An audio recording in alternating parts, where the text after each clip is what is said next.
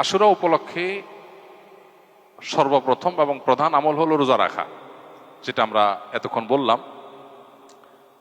মুহররমের 10 তারিখ এবং তার সাথে 9 তারিখ, এই দুইটা রাখা উত্তম। কারণ নবী সাল্লাল্লাহু আলাইহি ওয়াসাল্লাম বলেছেন, যদি আমি আগামী বছর বেঁচে থাকি তাহলে আমি 9-10 রোজা রাখবো।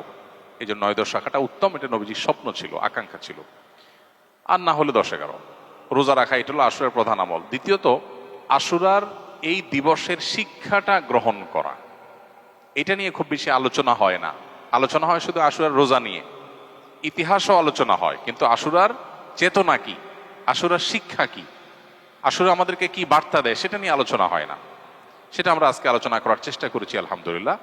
অতএব আশুরা উপলক্ষে প্রতি বছরই আমাদের এই শিক্ষাটা ধারণ করা দরকার যে সত্যের বিজয় হবেই হবে, দুদিন আগে আর দুদিন পরে। আর অসত্য এবং বাতিল লাঞ্ছিত, অপমানিত, পরাজিত, নিমজ্জিত হবেই হবে, সেটাও 2 দিন আগে বা পরে।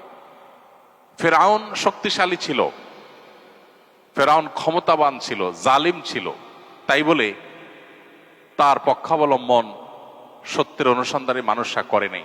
মুসা আলাইহিস সালাম দুর্বল ছিলেন, তার অনুসারী বনী ইসরাঈলও দুর্বল ছিলেন, তারা শোষিত ছিলেন। আর ফেরাউন শোষণকারী ছিল।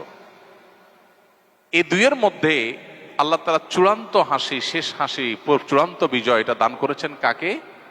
মুসা আলাইহিস সালামকে।